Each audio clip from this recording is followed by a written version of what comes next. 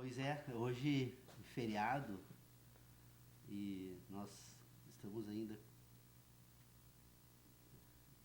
sem um quórum completo do grupo aí todo, mas como o Tércio está nos visitando aí de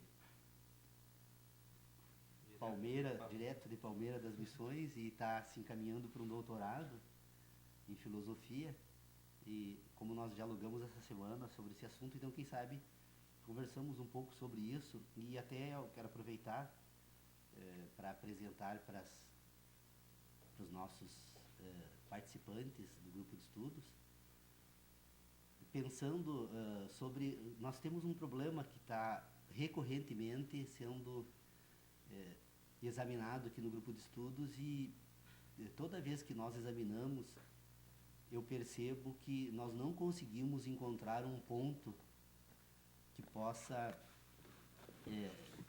servir de ponto de partida de todos nós nessa discussão. Então, hoje pela manhã, eu me dei por conta de uma outra possibilidade de examinar essa ideia, ou esta questão, que talvez possa contribuir, então, para tentarmos encontrar esse ponto de partida para as discussões. Primeira questão.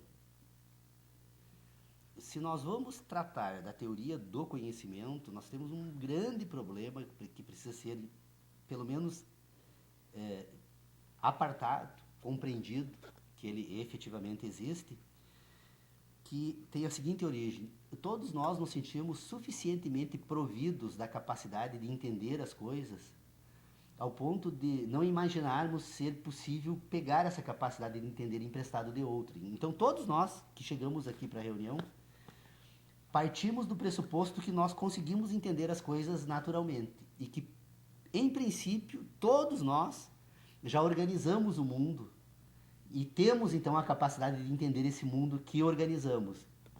E temos isso por suficiente. Imaginamos que o que falte a nós agora não seja a capacidade de entender, mas conhecimentos para ampliar, a partir dessa capacidade de entender, então, ampliar todo esse sistema, então, e desvendar a totalidade do mundo. Então, em princípio, todos nós iniciamos esse debate imaginando que nós temos uma carência de informações e que temos o sistema de relacionamento, que é o que nos permite, então, organizar essas informações, suficientemente bem imposto, ao ponto de que todos nós, então, não precisamos emprestar essa competência para os outros, e partimos para o debate como esse ponto resolvido. Pois bem, um outro problema que nós temos para examinar aqui agora é que toda vez que nós examinamos qualquer tema, nós colocamos num lado o homem, no outro lado um bem do homem. Por que eu uso o conceito de bem? Porque ele é mais amplo do que a ideia de fenômeno. O fenômeno, o fato, a coisa, o objeto da natureza, que poderia ser colocado no lugar de bem, seria insuficiente, porque esse conceito depois também precisa ser examinado. Então, nós temos duas pontas de uma questão que precisa ser examinada: o homem e o bem. Ou o homem e a natureza, que compõem, então, um conjunto de acontecimentos que vai resultar nesse tal de bem. Bom, se o homem e esse objeto da natureza se relacionam, são as duas pontas, então, do primeiro exame que tem que ser feito. Como o homem, então, consegue se relacionar com os bens ou com os objetos da natureza, e o que são esses bens e objetos da natureza para o homem que se relaciona com ele. Esse homem, então, que se relaciona com esse objeto da natureza, ele se apresenta, então, agora para esse ambiente com um sistema de inteligência formado pelo objeto da natureza, e que agora permite ao homem se voltar para o próprio objeto que formou esse sistema de inteligência. Então, se nós imaginamos que estamos suficientemente supridos de uma competência natural, que é a capacidade de entender as coisas, essa capacidade de entender as coisas foi constituída pelas coisas. As relações entre o homem e a natureza e os bens da natureza produzem agora destas relações uma espécie de organização de uma competência que esse homem possui, que é de voltar, então, agora para examinar esses bens da natureza e dessas relações. Bom, se é possível, então, falar desta divisão, nós precisamos, então, para examinar, então, essa relação entre homem e objetos da natureza, A primeira questão que nós precisamos colocar, tentar entender, é como esses objetos, então, produzem esse sistema de inteligência nesse homem que se volta depois para os objetos. Bom, eles produzem, então, esse sistema de inteligência porque a natureza, enquanto uma totalidade que se apresenta no universo, ela é um processo que se desenvolve em ordem no espaço. Há uma ordem universal. Todas as questões que são examinadas depois por este sistema de inteligência que nós vamos constituir, que se chama racional, ele percebe a existência desta ordem que se processa no espaço e da percepção desta ordem que se processa no espaço, das relações que esses objetos produzem no homem, ele vai desenvolver, então, a inteligência humana. Então, nós temos um homem que tem um sistema de inteligência que está focada num âmbito, então, que nós podemos dizer que é a inteligência racional, que é a inteligência que se dá a partir da capacidade deste indivíduo de pensar. Bom, qual é o problema, então, que nós temos para tentar resolver aqui no âmbito da filosofia? O que nós temos, então, de dificuldade que precisa, então, ser resolvida? Assim, o que nós não vamos conseguir seguir adiante? As reuniões, nós estamos há 7 anos aqui no grupo de estudos, há 7 anos nós praticamente, em todos os sábados, examinamos as mesmas questões, e há 7 anos nós não encontramos ainda um ponto de partida que permita, então, fazer com que todos se dediquem a esse ponto de partida e, aos poucos, então, desenvolver um sistema que permita a todos nós utilizarmos o mesmo sistema para discutirmos, dialogarmos a respeito dessa questão. É que nós precisamos retomar exatamente esta questão. Nós precisamos, então, agora, tentar entender como funciona, como se constitui essa capacidade nossa de entender as coisas naturalmente que nós temos por resolvido. Será que essa nossa capacidade de entender as coisas que nós temos por resolvido não é o primeiro problema que nos induz depois a não resolver o problema? Quer dizer, a certeza da qual nós estamos, então, tomados, enquanto indivíduos, de que esta questão ela está resolvida, é o grande problema que nós temos para dar, então, ou estabelecer um ponto de partida que efetivamente sirva de ponto de partida para todos nós. Porque o nosso problema não é resolver todos os problemas. O nosso problema é encontrarmos todos um único ponto do qual possamos partir. E desse ponto, então, acompanhando cada evolução desse sistema, verificar até que ponto é possível construir, então, um sistema comum de inteligência que não seja apenas a minha capacidade, nem a tua capacidade, nem a capacidade da Irene, nem a capacidade individual de cada indivíduo, mas que nós possamos encontrar neste ponto de referência, então, uma capacidade que é comum a todo ser humano. Nós conseguiríamos desvendar, então, se é possível tratar dessa forma, como funciona a inteligência humana. Então, primeiro lugar, ora, se nós entendemos algo, se é possível, então, desenvolvermos um sistema de inteligência que nos permita imaginar que estejamos suficientemente providos de uma inteligência que funciona perfeitamente bem, se nós temos essa competência, como ela ocorre? Ela ocorre exatamente por um processo que relaciona novamente, agora então, um objeto e o homem. Ora, se nós temos um objeto e nós temos o homem, e da relação do objeto e o homem, nós vamos encontrar um percurso que vai desenvolver no homem um sistema de inteligência, temos que reconhecer, então, que este objeto e o homem se encontram, então, ligados por algo que é a capacidade que o objeto tem natural, essa capacidade de imprimir sensações no homem. O objeto imprime sensações no homem. Estas sensações que são impressas pelo objeto no homem transformam o homem. Essa transformação que se dá no homem é o resultado da impressão fenomênica. Essa transformação, então, ela vai se dar de que forma? Na medida em que o homem agora tem sensação, ele recebe representações do objeto, porque ele tem agora consigo, que não é mais do objeto, agora é seu, é a sensação do objeto, que ele a transformou. Transformou de que forma? Na medida em que ela imprimiu algo nessa estrutura orgânica. Esta impressão, que foi resultado do objeto, então é o primeiro tema que precisa ser colocado absolutamente em evidência.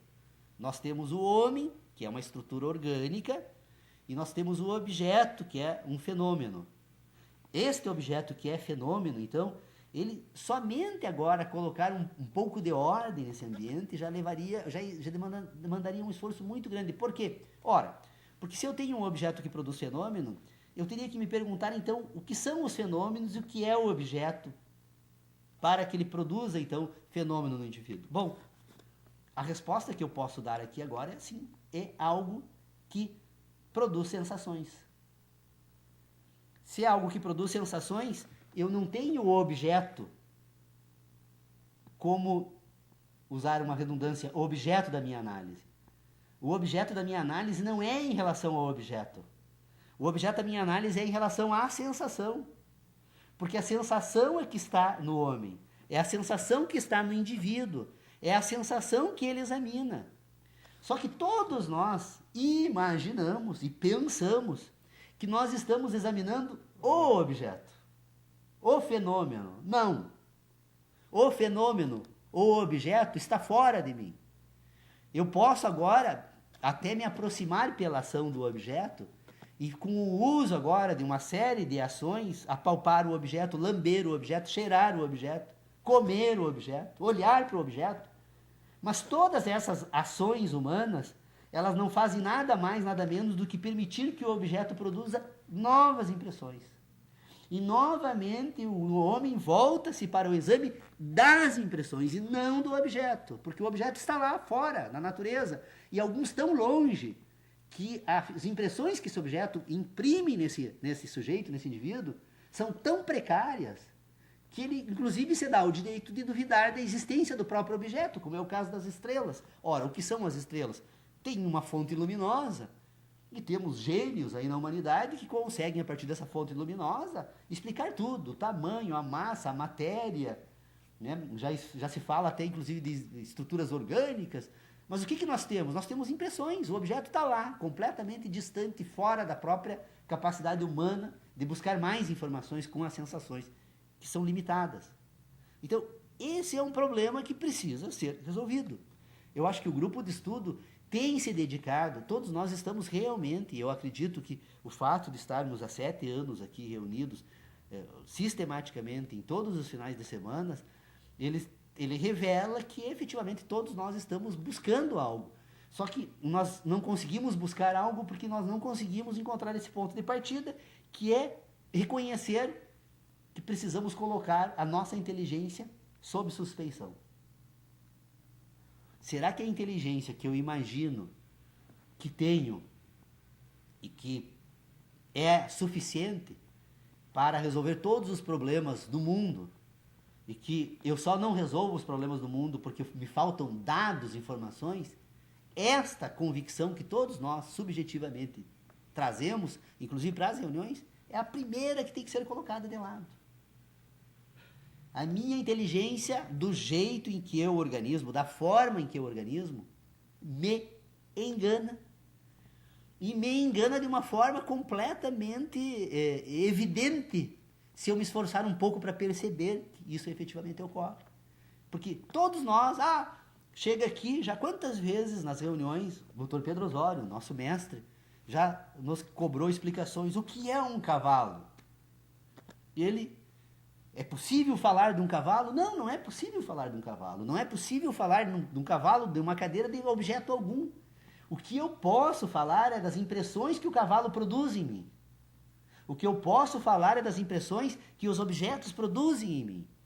Porque o objeto em si, que se encontra na natureza e com o qual eu recebo impressões, nós estamos espacialmente em locais distintos, não temos Nós podemos nos relacionar por um sistema de inteligência que são as nossas sensações. Ora, se são as sensações e não os objetos, ou aquilo que eu tomo, então, como objeto da ciência, ora, eu preciso, em primeiro lugar, agora, colocar esse sistema de sensações em ordem.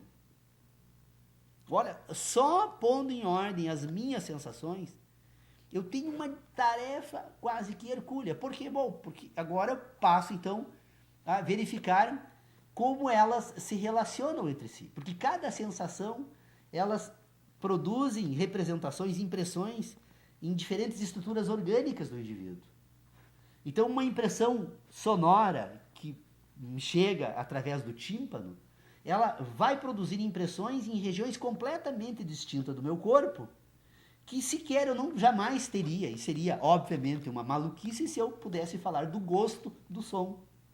Porque o som opera numa estrutura orgânica. Bom, se aquele objeto que se apresenta para mim enquanto uma expressão sonora, se esse fenômeno também produzir impressões em outras estruturas orgânicas, eu já começo a relacionar, então, as minhas sensações que têm origem no som com as sensações que têm origem em outros sentidos. Esse objeto que está produzindo essa representação sonora também agora se apresenta como uma forma visual. Então agora é uma impressão que é produzida numa estrutura orgânica diferente daquela que produziu a impressão orgânica pela audição. Então, esse sistema de inteligência passa a fazer associações. Ora, eu tenho um problema agora a tratar em relação a esse objeto. Bom, se esse objeto se apresenta por representações sonoras e visuais, eu tenho que levar em consideração um problema de natureza espacial. Porque, sob o ponto de vista daquilo que nós chamamos de ciência da natureza, ou das nossas sensações sobre os eventos da natureza, nós vamos perceber que um fenômeno ou um objeto que produz sensações numa estrutura orgânica chamada homem, quando elas têm origem na audição e na visão, elas chegam em tempos diferentes. Tanto que a impressão visual de um lenhador e a produção sonora do ato de lenhar, elas chegam para nós em tempos diferentes, ao ponto de que o machado produz o som quando ele está em cima, não quando está colidindo com o tronco. Então, nós temos, só colocar em ordem esse sistema que trabalha com as sensações humanas é uma tarefa hercúlea, mas esse problema ainda não está em pauta.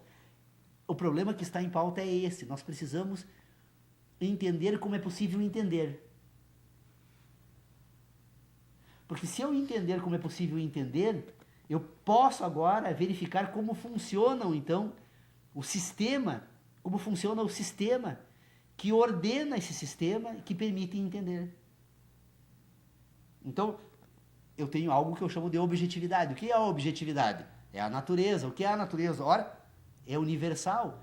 É uma objetividade com uma variação tão grande de representações fenomênicas que, por mais esforçado que qualquer indivíduo seja, ele sequer tem condições de receber e ordenar todas as representações que esse universo lhe causa. Estamos aqui num universo de livros. São tantos os livros que não é nenhum livro. Ele se apresenta como uma totalidade que dificilmente é possível falar dos livros em si. Porque cada livro é um livro diferente. E a quantidade de representações fenomênicas que a minha estrutura orgânica recebe é de uma variedade tão grande que eu estabeleço agora uma categoria de biblioteca. Agora, se eu for pôr em ordem a categoria de biblioteca, eu tenho uma dificuldade tão grande, porque agora na biblioteca eu preciso individualizar os livros. E se eu vou individualizar todos eles, porque eles produzem sensações em estruturas orgânicas que me permitem separar, então, agora esses livros por cor. Depois eu vou fazer uso de um sistema de inteligência que vai me permitir identificar um sistema agora gráfico, sígnico, que permite fazer comunicações através de uma linguagem própria. Então eu posso separar esses livros não apenas agora pela matéria, mas também pelo conteúdo, pelo propósito da inteligência que ele desenvolve ali. Então, são tantas as questões que são colocadas para o debate que nós precisamos, então, ser um pouco mais humildes, mais modestos. Nós fizemos reuniões aqui quase todas as vezes que recebemos um visitante novo. O visitante novo, ao tentar se inteirar das dificuldades que nós estamos enfrentando, ele imediatamente se oferece para resolver todos os nossos problemas. Não, isso, claro, todos nós temos tudo por tudo resolvido. É óbvio. Só porque nós temos por tudo resolvido, porque nunca paramos, nunca nos detivemos a examinar o que é esse tal de resolvido que a inteligência humana parte, né? E que foi identificada. E essa introdução que eu fiz aqui não é nem minha. É a advertência inicial do discurso sobre o método de Descartes, em que ele diz, né? Embora usando uma comunicação da época, ele diz exatamente isso. Todo indivíduo se sente suficientemente provido da capacidade de entender as coisas, ao ponto de não imaginar ser necessário buscá-las emprestada de alguém. Ele vai usar a ideia de senso comum, trabalha com uma outra roupagem essa afirmação, mas é isso que ele diz. E é verdade. Todos nós imaginamos que não precisamos de mais inteligência, ela já é suficiente. Nós precisamos de informações. E o grande problema, então, é esse. Nós não temos... o sistema de inteligência que nós temos, ele nos permite, efetivamente, nos voltar para a própria inteligência, mas a primeira questão que nós precisamos colocar em dúvida é se o sistema de inteligência que nós utilizamos, efetivamente, é o sistema que deve ser usado para fazer essa investigação. E não é. Não é. Não é por quê? Porque precisamos, então, desenvolver, através, então, da tentativa, cada vez que nós imaginarmos que isso está resolvido, vamos verificar se efetivamente as coisas se ligam, nós temos que separar esta questão, que é tentar, então, agora voltar a desenvolver, a investigar todos os processos que compõem esse sistema de inteligência, então, partindo de um outro suposto. Não partindo do suposto de que nós temos a capacidade de pensar objetos, pensar coisas, pensar o universo. Mas partindo do suposto de que o universo que acaba interferindo na nossa inteligência e produzindo impressões, e a partir da produção de impressões, então agora formando a nossa inteligência.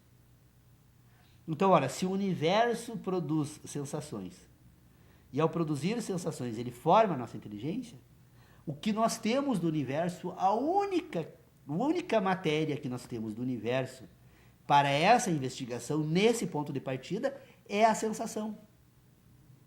Então, se eu tenho a sensação, eu vou perceber agora que ela vai compor, nesse sistema de inteligência, um conjunto de impressões que vão compor o sistema de inteligência desse indivíduo, que vai, então, se transformar no decorrer desse processo todo, lá, ao final, nas verdades desse indivíduo. Então, eu tenho um indivíduo que tem sensações, que estas sensações produzem impressões, essas impressões transformam esse indivíduo, e eles transformam o indivíduo porque compõem as verdades do indivíduo. Impressão, sensação, verdade. Essas verdades do indivíduo agora, relacionadas entre si, elas vão compor aquilo que o indivíduo vai desenvolver a título de conhecimento da natureza. Então, o conhecimento, que se produz a partir de verdades, que é resultado das sensações, tem origem numa relação entre este indivíduo e o fenômeno. Então, o que eu preciso agora fazer é separar, então, esse mundo da natureza, deixá-lo, então, em suspensão, para voltar, então, ordenar esse sistema de sensações, para depois de ordenado esse sistema de sensações, então, agora poder retomar essa discussão sobre os fenômenos da natureza. Bom, se esse sistema que tem sensações, que tem verdades e conhecimentos, ele se desenvolve a partir destas relações, este sistema que compõe sensações, verdades e conhecimentos, ele vai desenvolver, durante este processo, uma capacidade agora, então, de relacionar tudo isso. Ora, se essa capacidade de relacionar tudo isso, ela se desenvolve de forma autônoma nessa estrutura orgânica, ela em si passa agora a ser um sistema de inteligência. Distinto. É um novo momento. É um sistema de inteligência agora que tem como objeto agora da investigação as relações que ele produz. Bom, se esse sistema de inteligência que é produzido a partir, então, agora, deste outro sistema, Essas relações são o quê? Ora, se há uma regularidade, se toda vez que esse sistema aqui produz impressões o faz com regularidade, essa regularidade da produção de impressões vai transformando essa estrutura orgânica de uma forma tal que num determinado momento esta estrutura orgânica não precisa mais agora receber as impressões, porque ela está suficientemente transformada para destas transformações agora, então, produzir esse sistema de relacionamentos que não é mais na natureza, é num sistema de ideias. Então vocês vejam assim, ó, nós temos aqui um verdadeiro triângulo, que o Dr. Pedro Osório gostaria muito da ideia, né? Que sai do mundo da natureza, produz impressões, e ao produzir impressões, produz um sistema que relaciona as impressões. Essa transformação agora, ela não se dá mais... Enquanto esse indivíduo está relacionando-se com a natureza, ele está produzindo a inteligência. Essa inteligência que é natural, que é orgânica, porque há regularidade no universo, há regularidade no indivíduo. E, inclusive, há um sistema de comunicação fora da racionalidade, em que este indivíduo, destas relações, ele separa, inclusive, desse universo fenomênico, algumas parcelas dele, para compor agora as próprias estruturas orgânicas que vão se desenvolver ao ponto de permitir desenvolver esse sistema orgânico autônomo, separado, que é a inteligência racional. Bom, se eu consigo, a grande tarefa do grupo de estudos aqui agora, então, é fazer que cada indivíduo desenvolva essa aptidão de deixar esse mundo da natureza em separado. Saber tratar de forma diferente o mundo da natureza. Por quê? Porque se o mundo da natureza é resultado, é o que produz essas impressões, e se esse sistema de inteligência é resultado das impressões e não do mundo da natureza, porque o que acontece? Se nós temos o mundo da natureza, o sistema que produz impressões e o sistema que desenvolve a inteligência, o que nós imaginamos hoje que acontece é de que esse sistema de inteligência agora se dirige diretamente ao mundo da natureza. Há uma relação entre a inteligência e a natureza. As sensações estão fora, tanto que a filosofia, a primeira coisa que um filósofo faz, que se preza, a filosofia que nós temos hoje, a primeira coisa que ele faz, não, deixe os sentidos, as sensações, esse problema da fenomenologia, deixa isso tudo fora. O papel da filosofia agora é através da analítica, de um sistema de inteligência desenvolvido pela capacidade analítica, agora se voltar para o mundo da natureza e não para as sensações. Isso é uma loucura. O indivíduo não se volta para esse sistema de inteligência, ele até pode coordenar a ação humana e fazer que agora a ação humana se volte para o mundo da natureza para transformar o mundo da natureza pela ação humana. Mas este sistema de inteligência, ele está focado no sistema de sensações e de ações. São sensações e ações, sensações e ações. As ações que se dirigem ao mundo da natureza, o homem transforma. Mas aí é a ação humana, não é a ideia que transforma o mundo. Porque pelo sistema que a filosofia desenvolveu, me parece ser lícito apenas imaginar e dar o problema por resolvido. Por que nós temos problemas seríssimos no mundo contemporâneo, especialmente para tratar de problemas que dizem respeito à ação humana, na convivência social, especialmente o direito criminal, uma série de a administração da justiça, a administração do Estado. Qual é a dificuldade que nós temos? É que nós desenvolvemos um sistema que nós imaginando a situação resolvida é o suficiente para tê-la por resolvida. Então, ao invés de agirmos, nós pensamos. Então, todo o esforço do Estado hoje, por exemplo, você volta para debater os assuntos, não para resolver os assuntos, para as ações. Porque é o sistema de inteligência que o mundo, que nós chamamos então de evoluído, contemporâneo e pós-moderno, né, criou. Então é isso, eu imagino que tenha, pelo menos, exposto hoje o tema de uma forma um pouco diferente. Se eventualmente alguém está nos assistindo, né, e não sei se contribuiu para a tese do Tércio, mas o que o Tércio está tentando fazer, eu acho que, espero, com sinceridade, que te deem essa oportunidade, porque eu acho que quando você começar efetivamente a tentar escrever sobre esse tema, você vai perceber o quanto ele é importante e quanto nós precisamos colocar em evidência. O que o Tércio vai tentar separar agora é o sistema moral e o sistema ético, tentando então vincular a esses dois âmbitos de inteligência, o homem que sente e o homem que pensa, estabelecendo os links, então, entre a ética e a sensação, e os links que se dão entre a moral e as ideias. Pois é. O problema é essa transição do mundo da natureza para o mundo das sensações, né? A ética, nesse teu triângulo, a ética estaria aqui no mundo das sensações da ação.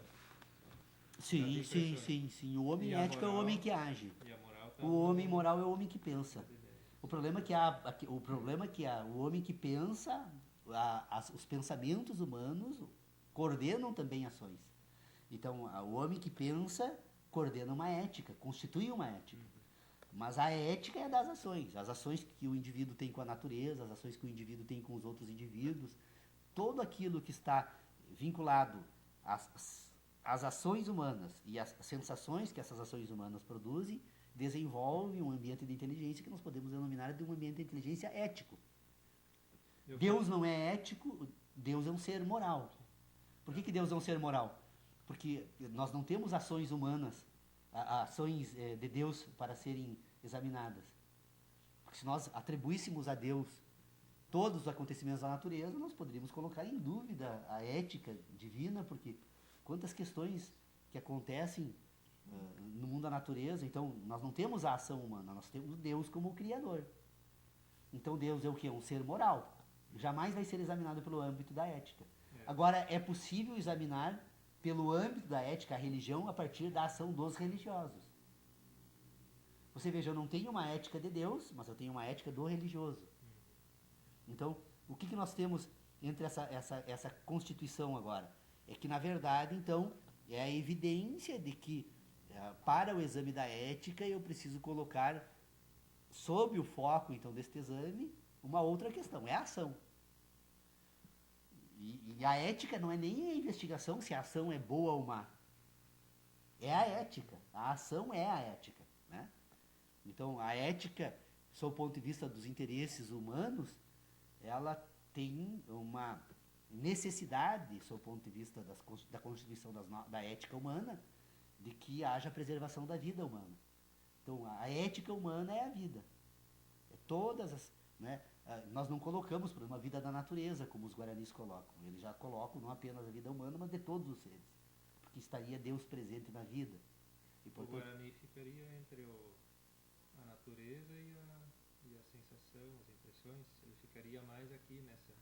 O Guarani é um sistema de inteligência. Não, o Guarani no sistema de inteligência, ele agiria da seguinte forma: não, eu sou governado, coordenado, todo o meu sistema que eu utilizo é produzido pelas minhas sensações, pelas impressões. Então, ele se governa por um sistema de inteligência que valoriza todo o sistema de sentidos, tanto que as manifestações da natureza são os espíritos da natureza que produzem impressões.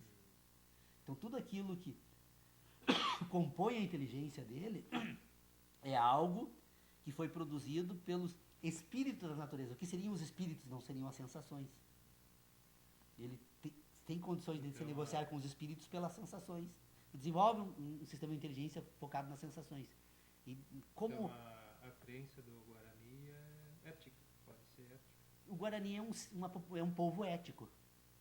É um povo que faz um uso de um sistema de inteligência muito mais ético do que moral. Enquanto que nós temos um sistema muito mais moral do que ético. Por quê? Olha, nós utilizamos as sensações, todo conhecimento tem origem nas sensações. Isso Kant disse e encerrou esse debate.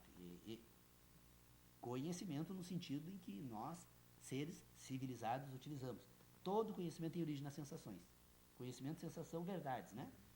Então, o problema é que nós abandonamos, numa certa fase agora do processo da nossa educação, abandonamos as sensações e introduzimos um sistema de postulados morais, inclusive com relação à natureza. Quando se propõe, por exemplo, um sistema criacionista do universo, na verdade é a introdução de um sistema com postulados morais que introduz um sistema de ideias. Não tem uma única sensação que justificável, sob o ponto de vista desse sistema moral, por exemplo, que explique, que justifique o sistema moral utilizado para o sistema criacionista.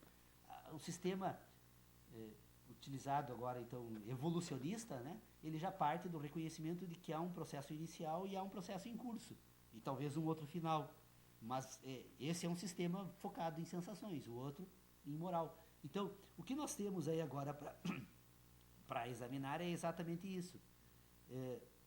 Como é possível, então, colocar em evidência um sistema puramente moral, um sistema puramente de ideias, um sistema que agora, então, deixe de lado todo esse problema das sensações, deixe de lado todo o problema da produção das sensações, que são os fenômenos, e examinar só o sistema de ideias.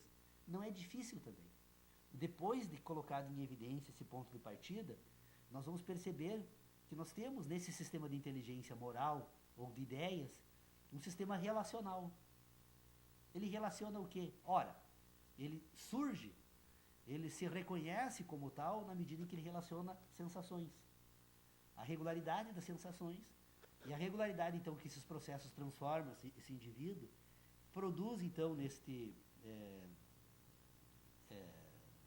sistema de inteligência, a capacidade de relacionar. Ora, essa capacidade de relacionar relaciona o que, então? Relaciona sensações. Então, são ideias produzidas por sensações. Mas, agora nós temos um problema aqui novamente. Assim como temos um problema, uma dificuldade muito grande para explicar a transição entre o fenômeno e a sensação, nós temos agora novamente uma nova dificuldade para explicar a transição entre a sensação e a ideia. Como isso é produzido? Assim como a ideia não pode pensar objetos, a ideia também não pensa a sensação. Ela relaciona a sensação. De que forma? Tentando representar no mundo das ideias uma sensação. Então, uma ideia que representa uma sensação e uma sensação que representa um fenômeno. Nós temos algo terrível. Esse ser representativo aqui, então, agora que produz, que recebe a impressão e produz a ideia, na produção desse sistema de representação aqui, que entra, então, a teoria do sistema heptanimal de inteligência. O que é o sistema heptanimal de inteligência? É o sistema que produz representação. Então, ele produz ideia. A ideia representa a sensação e a sensação representa o objeto. Então, o que nós temos agora? Primeiro, então, perceber que a ideia que representa a sensação, que é a sensação que representa o objeto, não é nem a sensação e nem o objeto, é a ideia. E essa ideia que representa a sensação, ela também agora pode tirar fora essa representação da sensação e representar a ela mesmo. A ideia representa, a ideia agora tem identidade, ela já não representa mais. Quando a ideia se relaciona com outra ideia, são relações de identidade. Uma ideia é igual a outra ideia. Ora, se as ideias são iguais entre si, a produção agora da noção de quantidade que eu busco do mundo da natureza, eu percebo a diversidade do mundo da natureza, dessa diversidade é possível produzir agora um sistema de ideia relacionado com ideia. Ideia. Então agora não é mais uma ideia, são 2 ideias, 3 ideias. E essa tira a palavra ideia e só usa um sistema de representação significa. Eu tenho agora a capacidade de desenvolver um sistema matemático. Ora, se o sistema matemático se representa, tem identidade entre si, eu tenho agora um desenvolvimento de um sistema que é o ponto de partida de todo o sistema que eu vou agora fazer uso para tentar fazer as minhas investigações nesse âmbito de inteligência. Ora, a grande descoberta que foi feita então por Immanuel Kant em 1783, nas primeiras 15 páginas da Crítica da Razão Pura, e que o Kant abandonou essa discussão, porque não era o objetivo da filosofia, do homem e da natureza da época. Não tinha por objetivo. Ora, imagine que no desenvolvimento desse sistema dessa investigação filosófica de Immanuel Kant, ele, ao descobrir a natureza puramente sintética dos juízos matemáticos, ele disse o seguinte: olha, abandone esse mundo da natureza, porque nós temos uma tarefa toda agora para pôr em ordem o nosso sistema de inteligência. Não. A época de Kant, a física se desenvolvia de forma extraordinária, a astronomia fazia descobertas, a química avançava de forma fantástica, como é que o Kant conseguiria convencer os homens da sua época de abandonar tudo isso para se voltar para esse tema? Então o próprio Kant abandona. Mas ele deixa ali absolutamente resolvido esse problema. Que nós podemos então retomar esse ponto de partida, que é a investigação sobre a natureza sintética, puramente sintética, de alguns juízos. Porque todo juízo é sintético. Por que o juízo é sintético?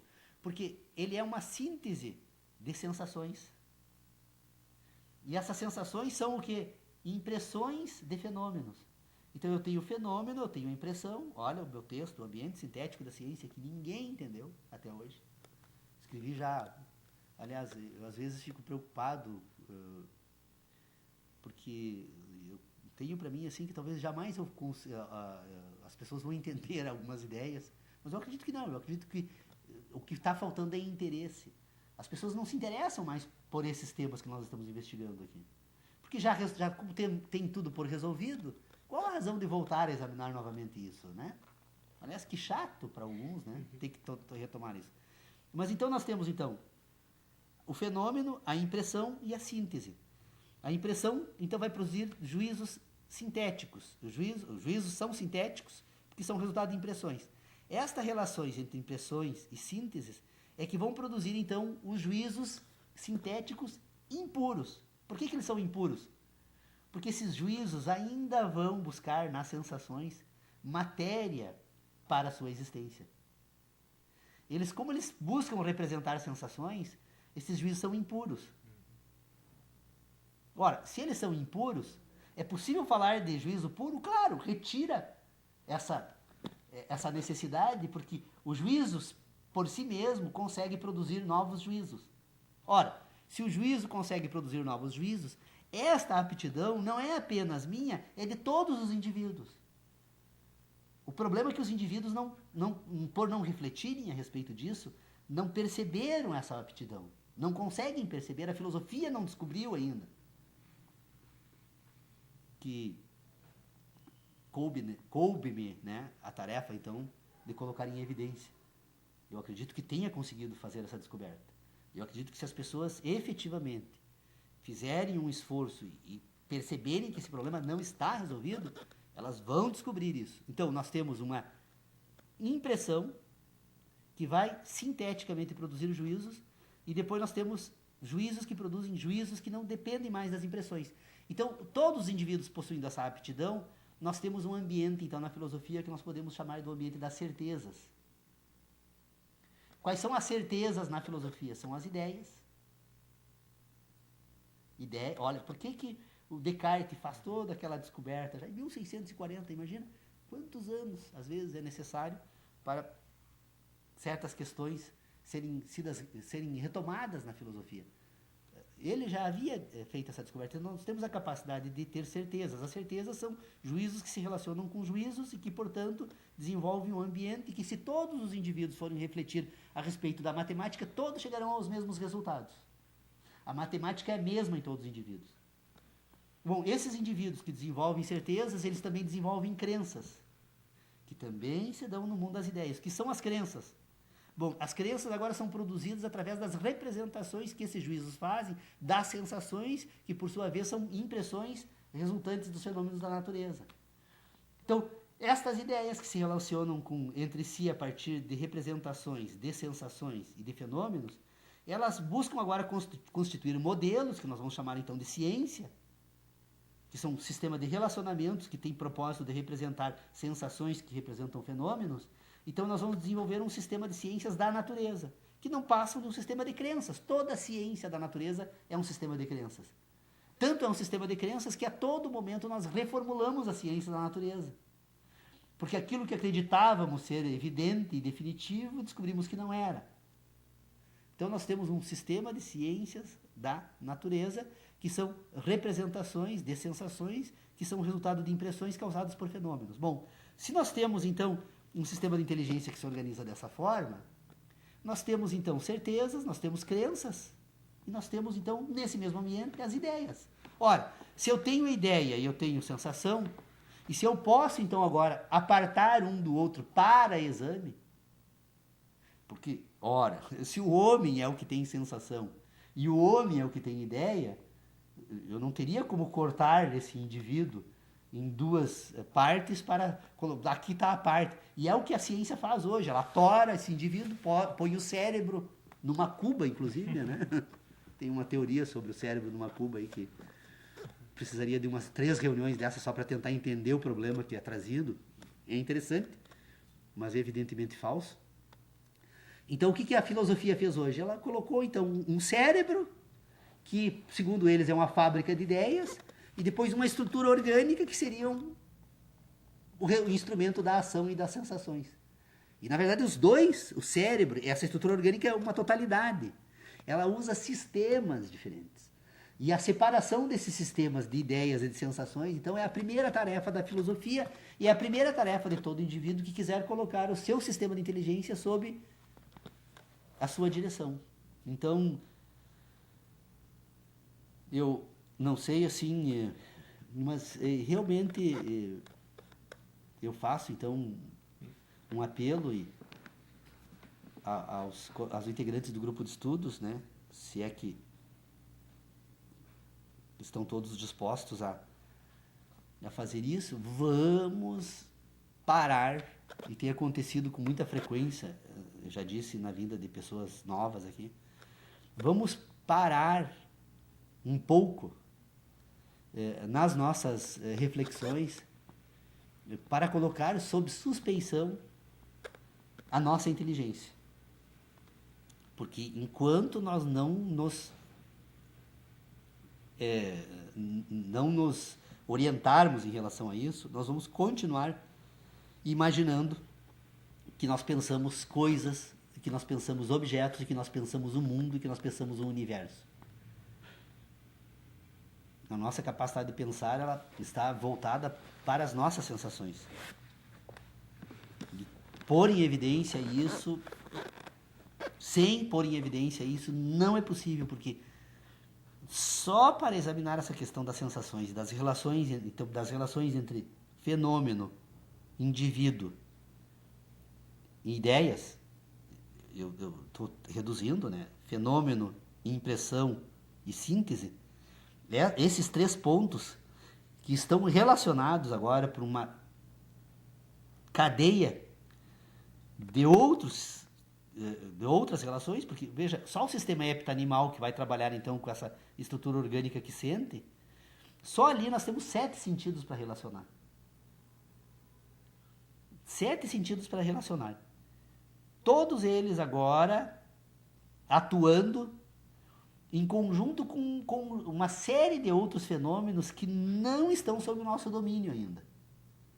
Ora, se a minha capacidade de pensar é resultado de impressões, e se essas impressões são resultado de fenômenos, se nessa cadeia agora aqui, e que vai produzir então agora esse sistema de inteligência, é possível apartar tato, olfato, gosto, audição e visão, mais a reprodução permanente dessa estrutura orgânica a partir de categorias que são desconhecidas, e um sistema natural que vai fazer com que essa estrutura permanentemente se defenda e tente sobreviver organicamente, só as relações que se estabelecem entre esses, que nós colocamos em evidência, já são suficientes para nós colocar um longo período aí reorganizando as nossas ideias. Porque não tem outra forma. Eu não tenho condições de transferir a minha capacidade de entender para você, e muito menos você tem condições de fazer o contrário. Portanto, a tarefa nossa aqui na reunião do grupo de estudos precisa ser para provocar-nos uns aos outros a tentar realizar essa tarefa. E isso exige que passemos a pensar um pouco mais sobre esse assunto, porque eu não acredito que só aqui seja suficiente.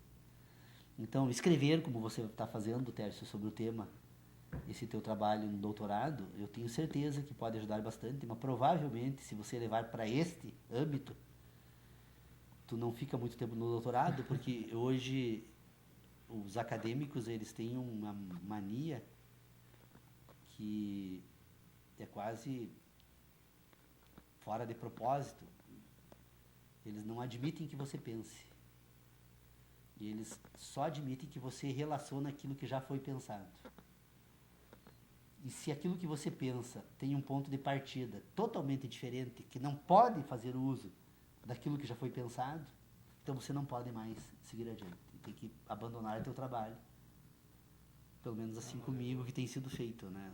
No direito, eu, infelizmente, que poderia ajudar e muito, eu acredito, com relação a alguns debates aí sobre o Estado, o direito. Mas eu vou tentar Não estruturar estou o que tu pensa na David filosofia. Hume e Kant. Essa é a minha tese. O David Hume, Vou tentar escrever isso. o David Hume, ele põe em evidência um sistema de inteligência que foi abandonado a partir de Kant, né? Que é a inteligência dos sentidos. Tanto que ele diz que todo o sistema é focado na ação humana.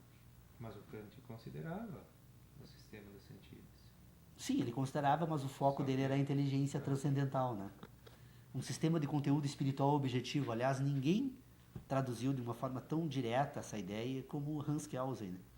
Quando ele diz que o direito por no direito, porque a filosofia e o direito, talvez elas, nesta forma de se examinar, têm um ponto comum. Ele dizia o seguinte, que era um sistema de conteúdo espiritual objetivo, é uma ciência do espírito, não da natureza. Como ciência do espírito e não da natureza, então a tarefa dele é pôr em ordem o espírito. Esse é o propósito, né? E só que a filosofia analítica foi tão longe em relação a isso, em que eles imaginaram que só isso seria possível, né? E se perdeu completamente.